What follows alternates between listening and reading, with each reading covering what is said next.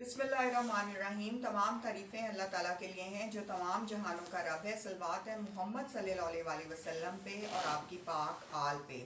आज भी हम बात करेंगे कि रूह क्या है। अगर हम अपने वजूद से निकलें तो ये नफ्स है।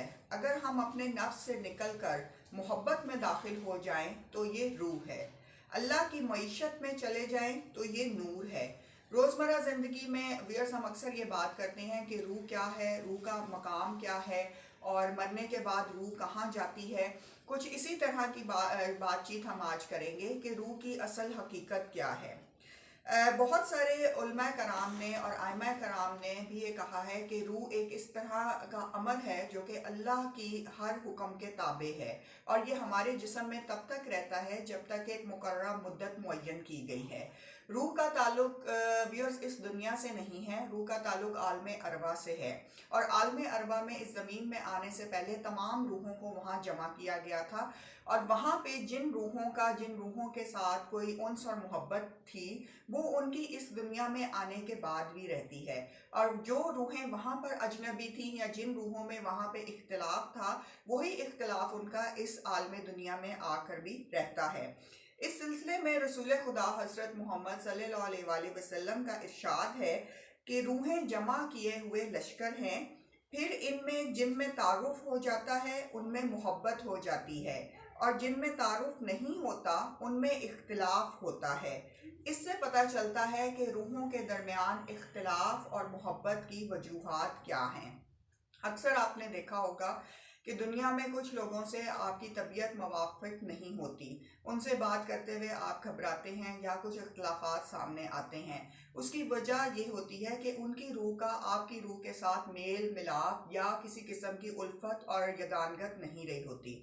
कुछ रूहें ऐसी होती हैं कि जिनको देख के आपके जो है एक खूबसूरत तासीर मिलती है, एक मोहब्बत की तासीर मिलती है। ये वो अरवाह हैं कि जिनसे मोहब्बत और शफकत आपको मिलती है इस दुनिया में भी और ये आपको पहले आलम अरवाह में भी जानती हैं। रूहों की इकसाम क्या हैं? रूहों की व्यूअर्स दो इकसाम हैं। एक है सजीन वाली रूहें जिन्हें बदरूहें कहा जाता है और एक है आलीन वाली रूहें जो नेक रूहें हैं। सजीन वाली रूहें आलम बरज़ख में शदीद तकलीफ में होंगी और दुनिया में किए गए जितने भी इन्होंने बुरे अमाल और गुनाह किए होंगे इनको आलम बरज़ख में उसकी सज़ाएं मिलेंगी। ये इंतहाई कमज़ोर दर्जे की रूहें होती हैं जो मुख्तलिफ़ किस्म के गुनाहों से अपने जिस्म को आलूदा रखती हैं और इस दुनिया से ऐसे ही गफलत में चली जाती हैं। अजाब के बायस ये रूहें आलम बरज़ख में किसी से नहीं मिल सकेंगी। अब है दूसरी किस्म जो कि है आलीन वाली रूहें या जिन्हें हम नेक रूहें कहते हैं। ये तमाम नेक रूहें हैं। ये इंतहाई मजबूत और अच्छे हालात में होंगी। ये आज़ादाना रूहें आपस में मिलती जुलती भी रहती हैं। ये दुनिया में इनके साथ जो कुछ हुआ है कि वहाँ पे मिलने वाली रूहों से बयान करती हैं और अपने साथ पेश आने वाले तमाम हालात व वाक़यात भी बताती हैं। एक रवायत में आया कि एक बार सहाबा कराम ने हज़रत मोहम्मद सल्लल्लाहु अलैहि वसल्लम से पूछा कि हम इस दुनिया में आपसे एक लम्हे के लिए भी जुदा नहीं होना चाहते, तो आखिरत में आपका मुकाम हमसे बहुत ऊंचा होगा, तो हम आपको देखने के लिए रसूल खुदा हमारी आंखें तरस जाएंगी। इसके जवाब में एक आयत नाजिल हुई जिसका तर्जमा ये है, और जो अल्लाह की और रसूल की अतात करेगा वो उनके साथ होगा जिन पर अल्लाह का इनाम है। सुभान अल्लाह। ये नेक लोग यानी तमाम अम्बिया, शुहदा, आइमा कराम और आलमीन उन आलमीन में होंगे और उन नेक रूहों के साथ होंगे जिनके साथ रहने की ये ख्वाहिश करते हैं। नेक रूहों को आलम बरज़ख और आलम बाला में अल्लाह के ख़ास लोगों का साथ नसीब होगा। सुभान अल्लाह। अब हम बात करते हैं कि रूह के जो है कितने घर हैं। रूह के व्यूअर्स 4 घर हैं। पहला घर माँ का पेट है जो महदूद, तंग और बहुत ज़्यादा अंधेरों से घिरा हुआ है। दूसरा घर रूह का दुनिया है जहाँ इंसान नेकी और बदी के मामलात सर अंजाम देता है। दुनिया का घर एक इम्तिहान का है, एक आजमाइश है। तीसरा घर रूह का बरज़ख है जहाँ उसे रोज़े क़यामत तक क़याम करना है और ये क़याम काफ़ी लंबा और तवील है। बरज़ख में उसे कैसा घर मिलेगा इसका इन्हिसार उसके दुनिया में किए गए तमाम अमाल पर है। चौथा घर आखिरत में जन्नत या फिर दोज़ख की शक्ल में उसे मिलेगा। और वहाँ उसका क़याम हमेशा हमेशा के लिए होगा। तो यूँ हमारी रूह के 4 क़याम होते हैं, जिसमें से मुस्तकिल क़याम आखिरी क़याम है जो कि जन्नत में या जहन्नुम में होगा।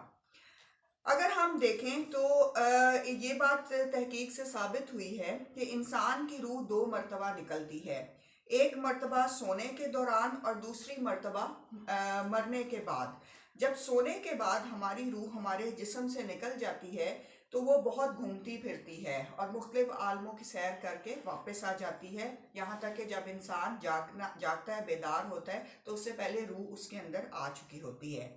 बेदारी की हालत में बाज़ औक़ात हमें अपनी रूह के सफ़र के कुछ हिस्से याद रहते हैं और बाज़ औक़ात बेदार होते ही हमारा जहन बिल्कुल साफ़ हो जाता है और हमें कुछ भी याद नहीं रहता।